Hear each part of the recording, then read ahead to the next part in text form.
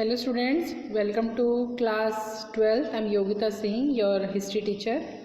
बच्चों, आज हम अपना नया चैप्टर स्टार्ट कर रहे हैं और आज डेट है 19 जुलाई 2021। ये जो आपका 9 चैप्टर है ये है Kings and Chronicle the Mughal court, शासक और विभिन्न इतिवृत्त मुगल कोर्ट के बारे में आज हम इसमें पढ़ेंगे। इस चैप्टर के अंदर मुगल साम्राज्य के बारे में पढ़ेंगे। तो मुगल और उनके साम्राज्य, मुगल नाम जो है वो मंगोल शब्द से लिया गया है, ठीक है। मुगल पितृपक्ष में तुर्की शासक तैमूर के वंशज थे। अगर हम बात करें वो पिता की तरफ से जो है तैमूर के वंशज थे। जहीरुद्दीन बाबर का संबंध उसकी माँ की तरफ से गैंगिस खान से था, ठीक है। बाबर को जो है उर्गबेक युद्धरत फरगाना से भगाया गया था, ठीक है। पहले उन्होंने खुद को काबुल में स्थापित किया था और फिर बाद में जो है वो 1526 में जो है वो भारतीय उपमहाद्वीप में आ गए थे, इंडिया में आ गए थे, है ना। बाबर के उत्तराधिकारी जो कैसे रहे, जैसे नसरुद्दीन हुमायूं 1530 से लेकर 40 तक, फिर 55 से लेकर 56 तक रहे। उन्होंने जो है साम्राज्य के मोर्चे का विस्तार किया था, लेकिन अफगान नेता शेरशाह सूरी से हार गए थे। शेरशाह सूरी ने जो इनको हरा दिया था और फिर उसके बाद 1555 में हुमायूं ने सूरों को हराया, लेकिन 1 साल बाद उनकी मृत्यु हो गई थी।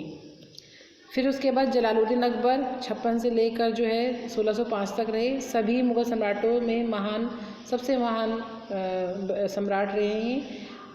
इन्होंने अपने साम्राज्य का विस्तार और समेकन किया और इसे सबसे बड़ा और मजबूत और समृद्ध बनाया। अकबर के पास 3 काबिल उत्तराधिकारी, एक तो जहांगीर, उसके बाद शाहजहाँ, फिर औरंगज़ेब, ठीक है। जहांगीर का जो कार्यकाल रहा वो 1605 से लेकर 27 तक रहा। उसके बाद शाहजहाँ आए 1628 से लेकर 58 तक रहे। फिर उसके बाद औरंगज़ेब आए, उनके पुत्र 1658 से लेकर 1707 तक। और औरंगज़ेब की मृत्यु के बाद में जो है मुगल वंश का जो है समाप्ति हो गई थी, ख़त्म हो गया था, ठीक है, 1707 के बाद। अब बात करते हैं मुगलों का विभिन्न इतिहास, इनके अलग अलग इतिहास के बारे में पढ़ते हैं हम। साम्राज्य और उसके दरबार के अध्ययन के लिए मुगल सम्राटों द्वारा कमीशन किए गए इतिहास एक महत्वपूर्ण स्रोत है। मुगल कालक्रम के लेखक सदा से दरबारी थे, ठीक है। प्रसिद्ध इतिहासकार हैं अकबरनामा, शाहजहाँनामा और आलमगीरनामा, ठीक है। तुर्की मुगलों की मातृभाषा थी। कौन सी मातृभाषा थी इनकी? तुर्की। लेकिन यह अकबर था जिसने फ़ारसी को मुगल दरबार की मुख्य भाषा बना दी थी। अकबर ने कौन सी बना दी थी? फ़ारसी। स्थानीय मुहावरों को अवशोषित करके फ़ारसी का भारतीयकरण हुआ। उर्दू हिंदी के साथ फ़ारसी की बातचीत से उछली। मुगल भारत की सभी पुस्तकें हस्तलिखित थी, यानी कि हैंड रिटन थी, और उन्हें किताब खाना में रखा गया था, ठीक है, यानी कि इसे हम बोलते हैं स्क्रिप्टोरियम। एक पांडुलिपि के निर्माण में कागज निर्माता, शास्त्री या सुलेख पांडुलिपियों, चित्रकार, बुक बाइंडर आदि शामिल थे। अकबर की पसंदीदा सुलेख शैली नस्तलीक थी। क्वेश्चन पूछ लेते हैं कि अकबर की पसंदीदा सुलेख शैली कौन सी थी? वो थी नस्तलीक। एक तरफ शायरी जिसमें लंबे क्षैतिज अज्ञात थे। कश्मीर के मोहम्मद हुसैन अकबर के दरबार के सबसे अच्छे लेखक में से एक थे, जिन्हें ज़रीन कलम यानी गोल्डन पेन की उपाधि से सम्मानित किया गया था। तो ये पूछ लेते हैं कि कश्मीर के मोहम्मद हुसैन अकबर के दरबार के कौन थे जिन्हें ज़रीन कलम मिला था? तो वो थे कश्मीर के मोहम्मद हुसैन, जो अकबर के दरबार के सबसे अच्छे सुलेखक कहे गए हैं और जिन्हें गोल्डन पेन की उपाधि मिली है। मुगल काल की चित्रकला की बात करें तो अबू फजल ने चित्रकला को एक जादुई कला के रूप में वर्णित किया, लेकिन चित्रकला के उत्पादन के बड़े पैमाने पर उलमा द्वारा आलोचना की गई थी, क्योंकि यह कुरान और साथ ही हदीस द्वारा निषिद्ध था।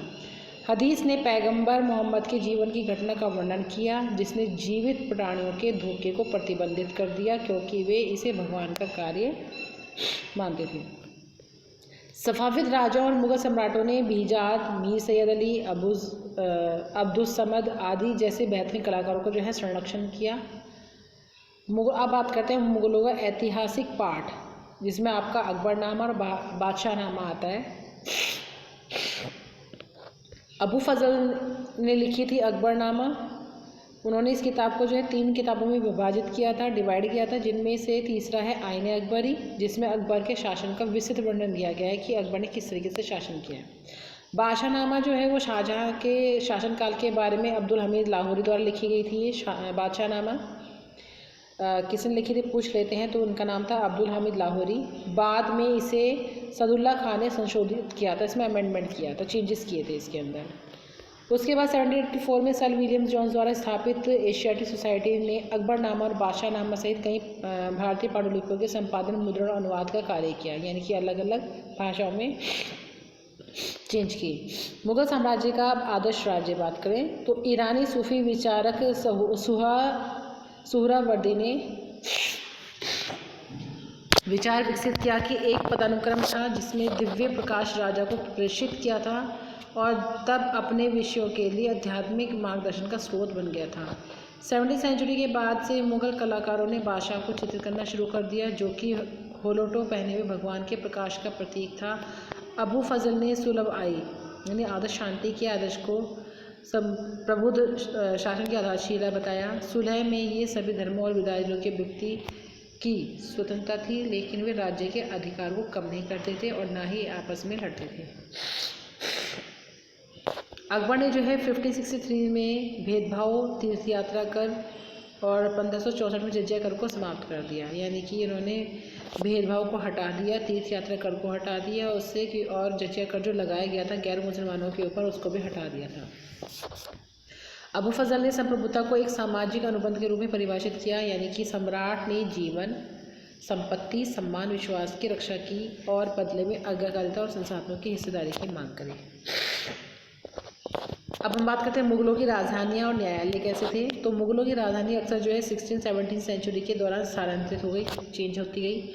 बाबर ने जो है आगरा की राजधानी लोधी पर अधिकार कर लिया। 1570 में अकबर ने कई नई राजधानी फतेहपुर सीकरी बनाने का फैसला किया। अकबर ने सीकरी में शेख सलीम चिश्ती के लिए एक सफ़ेद संगमरमर के मकबरे का निर्माण किया। उन्होंने गुजरात में जीत के बाद यहाँ बुलंद दरवाजा का भी निर्माण करवाया। 1585 में उत्तर पश्चिम को नियंत्रण में लाने और सीमांत को देखने के लिए राजधानी को लाहौर स्थानांतरित कर दिया गया। 1648 में शाहजहाँ के शासन में राजधानी को लाल किले, जामा मस्जिद, चांदनी चौक और बड़प्पन के लिए विशाल घरों के साथ शाहजहानाबाद में स्थानांतरित कर दिया गया। मुगल दरबार में राजा के लिए स्थानिक निकटता द्वारा स्थिति निर्धारित की गई थी। एक बार जब सम्राट सिंहासन पर बैठा तो किसी को भी उनकी अनुमति के बिना अपने पद से जाने की अनुमति नहीं थी। शासक को नमस्कार के रूपों में पदानुक्रम में व्यक्ति की स्थिति का संकेत दिया। सम्राट ने अपने दिन सूर्योदय से व्यक्तिगत धार्मिक भक्ति के साथ शुरू किया और फिर एक छोटे से छज्जे पर अपने विश्व के दर्शन के लिए झरोखा दिखाई दिया। उसके बाद सम्राट अपनी सरकार के प्राथमिक व्यवसाय का संचालन करने के लिए यानी दीवाने आम के सार्वजनिक हॉल में चले गए, जहाँ पर सभाएं होती थी। मुगल राजाओं ने एक वर्ष में 3 प्रमुख त्यौहार मनाए, जैसे कि सोर और चंद्र। राज्याभिषेक के समय एक जीत के बाद मुगल सम्राटों द्वारा भव्य खिताब को अपनाया गया था। आसफ खान, मिर्जा राजा जैसे खिताब रईसों को दिए गए थे। जब भी कोई दरबारी बादशाह से मिलता था तो उसे नाज़र यानी रकम या पेशकश भी मिलती थी। मुगल घरेलू की बात करें तो हरम शब्द का इस्तेमाल मुगलों की घरेलू दुनिया को संबोधित करने के लिए किया गया है। मुगल परिवार में सम्राट की पत्नियां और अकेले, उनके निकट और दूर के रिश्तेदार यानी कि माँ, सौतेली और माता, बहनें, बेटियां, बहुएं, मौसी, बच्चे आदि महिला, नौकर आदि दास में शामिल थे। बहुसंख्यक शासक वर्ग द्वारा बहुविवाह का प्रचलन था, बहुविवाह करते थे, बहुत ज़्यादा से ज़्यादा पत्नियाँ होती थी इनकी।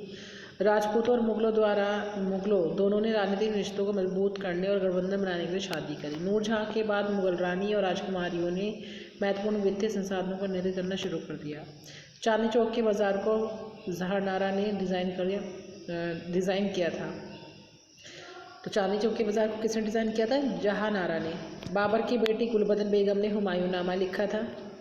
तो हुमायूंनामा जो है बाबर की बेटी गुलबदन बेगम ने लिखा था, जिसमें मुगल साम्राज्य के महत्वपूर्ण स्रोत माना जाता था। मुगल प्रशासन में अधिकारी की बात करें तो मुगल काल में विभिन्न जाति और धार्मिक समूह में कुलीनता की भर्ती की गई थी। अकबर की शाही सेवा में तुरानी और ईरानी रईसों ने प्रमुख भूमिका निभाई। भारतीय मूल के 2 शासक समूह राजपूत और भारतीय मुस्लिम ने 1560 से शाही सेवा में प्रवेश किया। सम्राट ने व्यक्तिगत रूप से रैंक, शीर्षक और आधिकारिक चित्रकला में परिवर्तन की समीक्षा की कुछ महत्वपूर्ण अधिकारी और बख्शी महापौर यानी दीवान आला, वित्त मंत्री और सद्र उन सुदूर अनुदान के मंत्री और स्थानीय न्यायाधीश या काजी नियुक्ति करने के प्रभारी आदि थे। सटीक और विस्तृत पुरस्कार रखना मुगल प्रशासन की मुख्य चिंता थी। मीर बख्शी ने अदालती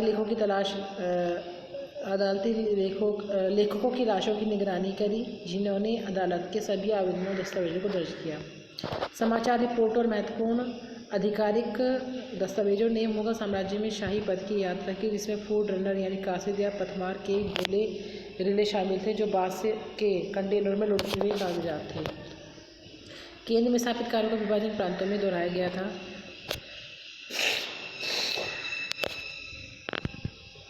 स्थानीय प्रशासन को 3 अर्ध पंचानुगत अधिकारी, कानूनों और चौधरी और काजी द्वारा फरगना के स्तर के बाद देखा गया था। फारसी भाषा को प्रशासन की भाषा बना दिया गया, लेकिन स्थानीय भाषाओं का इस्तेमाल गांव के खातों के लिए किया जाता था। मुगल दरबार में जेसुइट मिशनरी। मुगल सम्राटों ने शेरशाह, जहांगीर, शाहजहां कई उपाधियां ग्रहण करी। भारतीय उपमहाद्वीप में अपना रास्ता बनाने की मांग करने वालों सभी विदेशियों हिंदुकुश पर्वतों को पार करा रहा। इस प्रकार मुगल ने संभावित खतरे को दूर करने का प्रयास किया और काबुल और कांधार को नियंत्रित करने का प्रयास किया। जेसुइट मिशनरियों, यात्रियों, व्यापारियों और राजनीतिक के खाते में माध्यम से यूरोप को भारत का ज्ञान प्राप्त हुआ। अकबर ईसाई धर्म के बारे में उत्सुक था और पहला जेसुइट मिशन 1580 में फतेहपुर सीकरी के मुगल दरबार में पहुंचा। जेसुइट खाते व्यक्तिगत अवलोकन और सम्राट के चरित्र और दिमाग पर प्रकाश डालते हैं। अब धर्म के लिए अकबर की क्या खोज थी? धर्म ज्ञान के लिए अकबर की खोज में फतेहपुर सीकरी में इबादत खाना, सिखा मुसलमानों, हिंदुओं, जैनी, पारसों, ईसाइयों के बीच अंतर्विरोधी बहस का नेतृत्व किया। इन्होंने कभी भी इनके बीच में भेदभाव नहीं करा। बढ़ते हुए अकबर धर्म को समझने के रूढ़िवादी इस्लामी तरीकों से दूर चला गया, जो प्रकाश सूर्य पर केंद्रित दिव्य पूजा के आत्माभिमान उदार रूप की ओर था। अकबर और अबू फजल ने प्रकाश के दर्शन को बनाने की कोशिश की और इसका उपयोग राज्य के राजा विचारधारा की छवि को आकार देने के लिए किया। राजा एक दिव्य रूप से प्रेरित व्यक्ति था, जिसका अपने लोगों पर सर्वोच्च संप्रभुता थी और अपने दुश्मनों पर पूर्ण नियंत्रण था। इन उदार विचार के साथ मुगल शासक भारतीय उपमहाद्वीप की विषम आबादी को 1.5 सदी तक प्रभावी ढंग से नियंत्रित कर सके, यानी कि सबको उन्होंने जो है सभी धर्मों को जो है बहुत आसानी से जो है नियंत्रित किया। तो बच्चों, मेन टॉपिक मैंने आपको बहुत अच्छे समझा दिया। बुक को भी रीड करेंगे और मेरे वीडियो को देखेंगे और ध्यान से इस चैप्टर को समझेंगे। Thank you, have a nice day.